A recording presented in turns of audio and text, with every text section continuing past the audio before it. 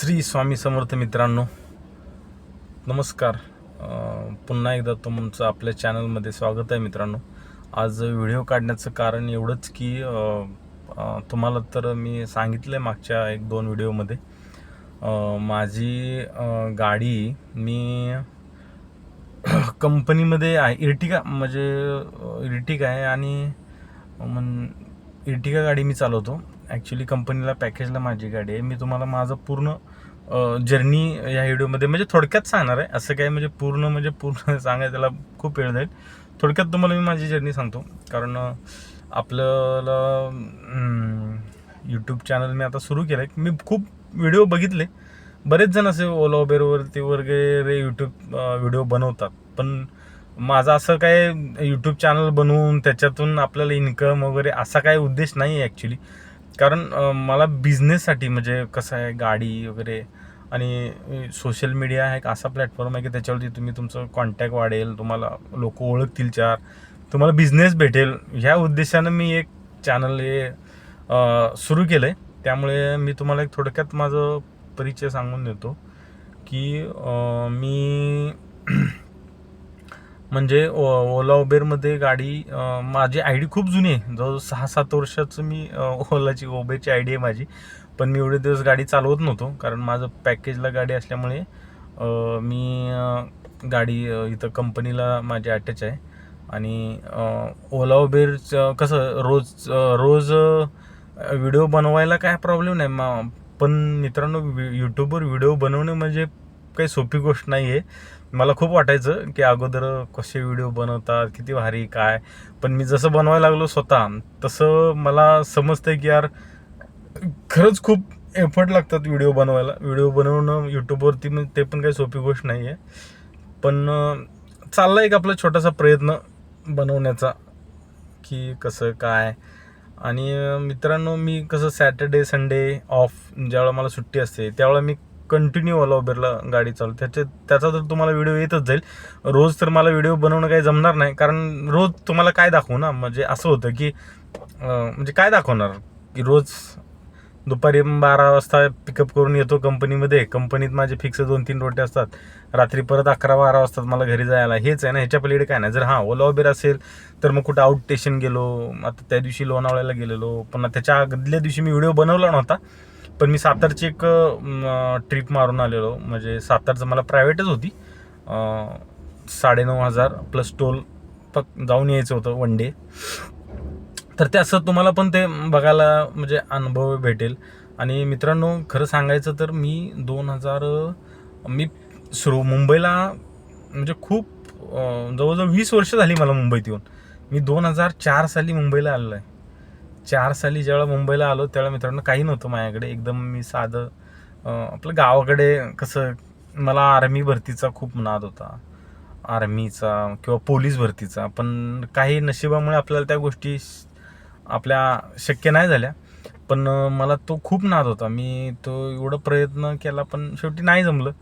आणि मग माझं एज संपल्यामुळं मग मला शेवटी पर्याय नव्हता. मग माझा भाऊ इकडंच मुंबईला होता. मग त्याला काही करून मी त्याच्या मागं लागून मुंबईला आलो. मुंबईला आल्यानंतर सुरुवातीला मी इथंच माथाडीमध्ये काम केलं. नावाशिवाला माथाडीमध्ये प्रायव्हेटमध्ये केलं सुरुवातीला. आणि त्याच्यानंतर प्रायव्हेटमध्ये करत थोडं माथाडीत कसं गावी होतं त्यावेळेला काय आपल्याला पैसे काय असं एवढे म्हणजे 2003-4ची गोष्ट सांगतोय तुम्हाला. त्यावेळेला काय आपल्याकडे पैसे नसायचे. इथं आलो, काम करायला लागलो, 100-200 रुपये रोजचे भेटायला लागले. मग त्यावेळेला ते 100-200 म्हणजे पण भरपूर होते मित्रांनो. मग ते 100-200 भेटायला लागले, जरा पैसे मिळायला लागले. मग आवड. आणि गावाला कसं आपण रानामध्ये काम केलेली माणसं, त्यामुळे हे काम मला असं काही वाटत नव्हतं. मी केलं आणि काम करत असं प्रायव्हेट करत नंतर कंपनीमध्ये मी माथाडीचा नंबर पण घेतला. 2005-6ला नंबर घेतला. आणि जवळजवळ नंबर घेऊन मी तिथं काम करायला लागलो. जवळजवळ 10-12 वर्ष मी माथाडीमध्ये नंबर घेऊन काम करतो. तुम्हाला खोटं वाटेल मित्रांनो, माथाडीमध्ये मी त्यावेळेला 1,35,000 रुपये भरून मला 27 रुपये माझा पहिला पगार होता. तुम्हाला खोटं वाटेल, 27 रुपये पहिला पगार. 1,35,000 भरून नंबर घेऊन बोर्डातर्फे. तर तेवढा मला पगार होता. तेवढ्यात तिथं मी काम करत होतो. आणि काम तर तुम्हाला माहिती आहे, सकाळी 10ला गेलो की रात्री 1-2 कधी पण टायमिंग नाही, एवढं काम केलं, भरपूर काम केलं, कारण आपल्याला पैशाची गरज होती.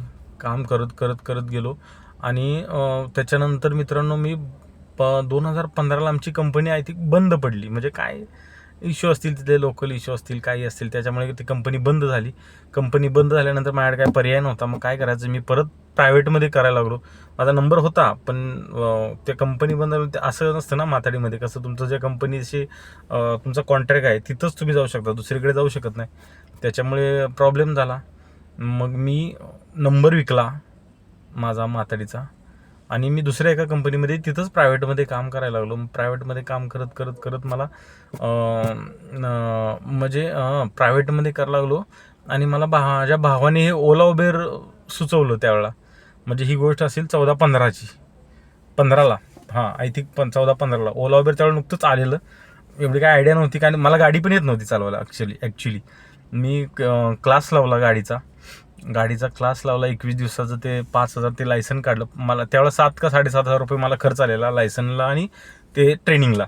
मग मी तसं ट्रेनिंग घेतलं आणि गाडी शिकलो. म्हणजे आणि तुम्हाला माहिती आहे मोटर ड्रायव्हिंग स्कूलमध्ये असं एवढी परफेक्ट गाडी तर तुम्हाला येतच नाही, तर तुम्हाला स्वतःची गाडी आल्यानंतर शिकायला लागतं. मग त्याच्यानंतर मी राजीनामा, म्हणजे माझा माथाडीमध्ये राजीनामा दिला. त्याचे मला 3-3.5 लाख रुपये भेटले. माझा फंड वगैरे होता, ते मी डाऊन पेमेंट केलं आणि स्विफ्ट डिझायर पहिल्यांदा, ती 2 इयर्सची मोठ्या डिक्कीवाली स्विफ्ट डिझायर, ती गाडी मी पहिल्यांदा घेतली.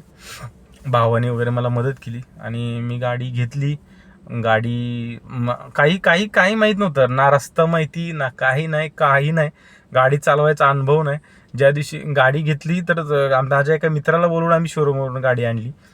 मग थोडे दिवस असं करत करत करत मग मला गाडी येत नव्हती, पण मी गाडी थोडं शिकलो. गावी घेऊन गेलो हळूहळू. म्हणजे कसं असतं, ड्रायव्हिंग स्कूल लावल्यावर एवढं तुम्हाला बेसिक नॉलेज येतं, स्टेअरिंग आणि क्लच ब्रेक एवढं तुम्हाला समजतं, पण गाडीचं जे प्रॅक्टिकल ते नाही समजत. पण ते हळूहळू तुम्ही स्वतःची गाडी असल्यानंतर चालवायला लागल्यानंतर हळूहळू ते नॉलेज येत गेलं. मी गाडी बऱ्यापैकी चालवायला लागलो नंतर, आणि बऱ्यापैकी चालवायला लागल्यानंतर मित्रांनो मग नंतर मी गाडी घेऊन मग माझ्या आयडीत आम्ही तोपर्यंत एक ड्रायव्हर ठेवला. असंच कळंबोलीतला तिथलंच नवी पनवेलचा ड्रायव्हर होता. ड्रायव्हर ठेवलो आणि त्यावेळेला ड्रायव्हरचं कसं होतं, एक ट्रिपला 100 रुपये. मग काय डिझेल गाडी होती, तो ड्रायव्हर काय करायचा, 10-12 ट्रिप मारायचा, त्याचे 1,000 रुपये सुटले, तो घरी यायचा. 10-12 ट्रिपमध्ये मित्रांनो सांगतो तुम्हाला 2,500-3,000 तर होतच नव्हता, 3,000च्या आतमध्येच धंदा व्हायचा.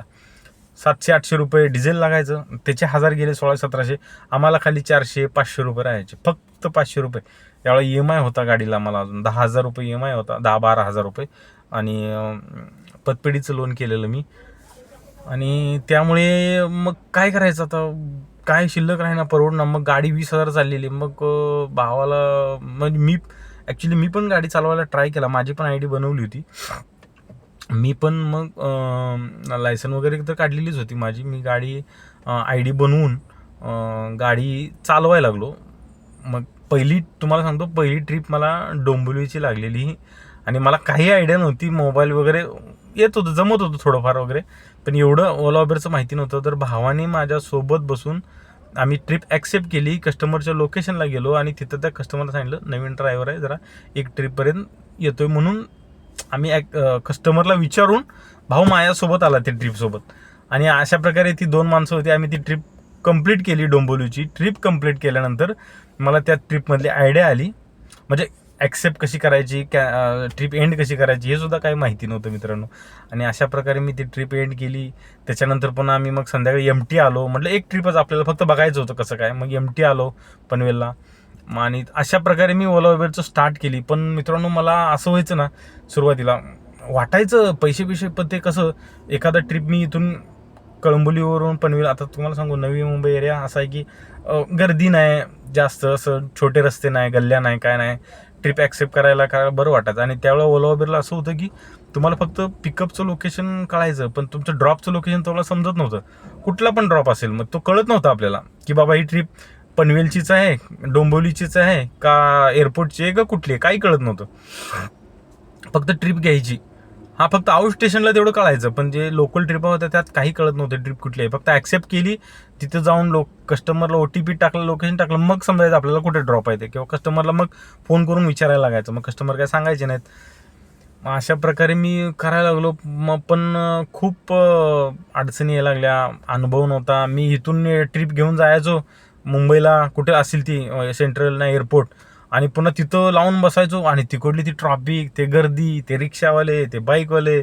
कधी आपण मुंबईत जेव्हा जास्त एवढं हे केलेलं नाही, त्याच्यामुळं असं मित्रांनो हे व्हायचं की अक्षरशः डोकं फिरायचं. कधी एकदा मी इकडे नवी मुंबईत येते असं वाटत. तिथून मी सरळ ते ट्रिप बीप गेली हे करत, मी सरळ ऑफलाईन करून सरळ घरी निघून यायचो. हा मित्रांनो, पण मग मी तसंच ट्रिप घरी यायचो आणि भावाला सांगायचो, बाबा मला काही जमत नाही आहे आणि मला काय नको, ही गाडी आपण विकून टाकू, आपल्याला काय धंदा जमत नाही, मला ती माथाडीच बरी आहे. कारण नव्हतं ना असं कधी गर्दीमध्ये वगैरे जाणं बिणं असं.